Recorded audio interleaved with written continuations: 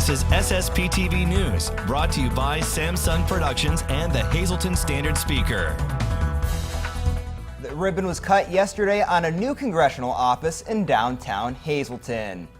Good evening, everyone. I'm John Eric Poli in for Ken Kara. Thank you for watching us online, on the air, and on the Samsung Productions app. Now to your headlines from SSPTV and the Hazleton Standard Speaker. State Police fire marshals are trying to determine the cause of a fire that happened yesterday in Ashland. 6 homes were destroyed and 4 others were damaged.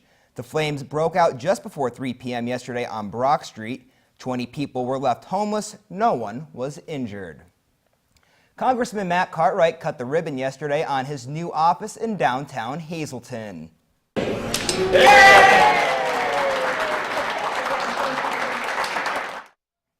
The congressman addressed a nice crowd inside of the Can-Do Renaissance Center at the corner of Broad and Church Streets. Cartwright served the 17th district, but as a result of redistricting, he now serves the 8th district that includes Hazleton. I knew immediately that I wanted to take this office space at Broad and Church as a sign of my commitment to working hard for the citizens of Hazleton, to improving the economic development landscape in this area. People want jobs. They want good paying jobs. And in my mind, and I'm a good little capitalist, Lisa, I think that everything starts with a good job. That is the best social program going, is a good job that's family sustaining. And so many good things flow from that. There are things that a member of Congress can do to stimulate that kind of thing, and I'm on the Appropriations Committee in Congress. I worked hard to get on that committee because it is a way that you can bring back federal dollars so that we get our fair share of federal dollars back in our area and in our economy. The more dollars in our economy, the more jobs and the better jobs that we have for our people.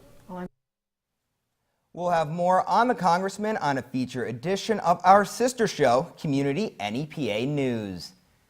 Well, after the ribbon was cut on his new office, Congressman Cartwright hosted a town hall meeting last night in Hazleton.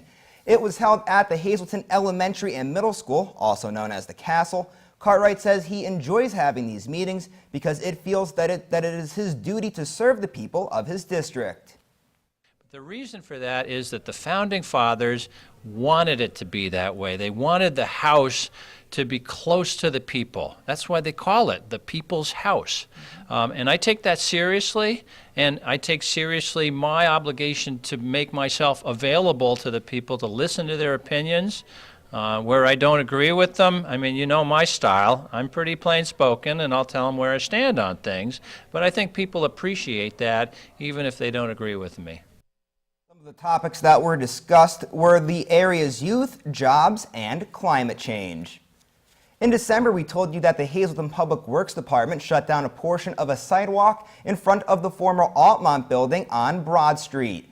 At the time, officials said that a stone-like material was reported falling from the building and wooden horses were put up to block the pedestrians. Now, there's a fence blocking the pedestrian traffic and the building is closed according to one of its former tenants. We spoke with the owner of a restaurant, Papaya Queen, on Thursday. Our building got shut down. The bank said the damage in the building is too big for them to fix it, and that they needed out. They needed to leave. We were only 2 tenants there, the barbershop and myself, Papaya Queen. We resulted in an agreement, a settlement, and they chain-linked the whole restaurant and the whole building for safety reasons. So now we are, as of today, without a business, a place to run.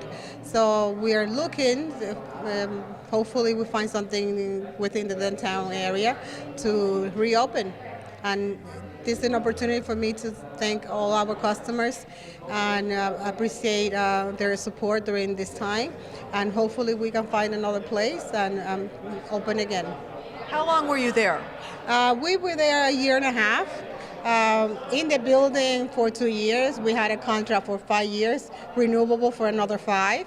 So this, even though we know that this building was having issues, my restaurant itself didn't have any issues. But unfortunately, because it's connected The building is getting into a very, very bad shape, and it's a hazard for pedestrians.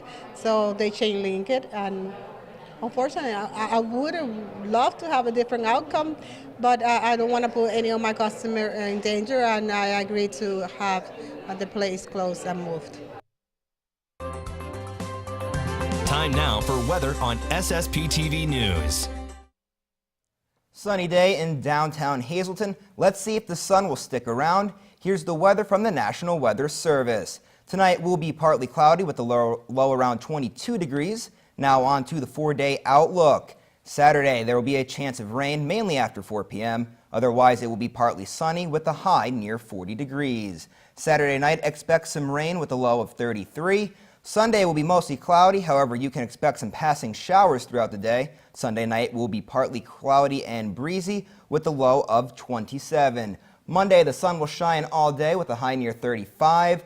Monday night, mostly clear with a low around 18. Tuesday, more sun and a high of 33. Tuesday night, a small chance of showers, but it will be mostly cloudy with a low around 22 degrees. Here's what MMI's Kiefer Hoover had to say after the Preppers' playoff win over Salem Christian.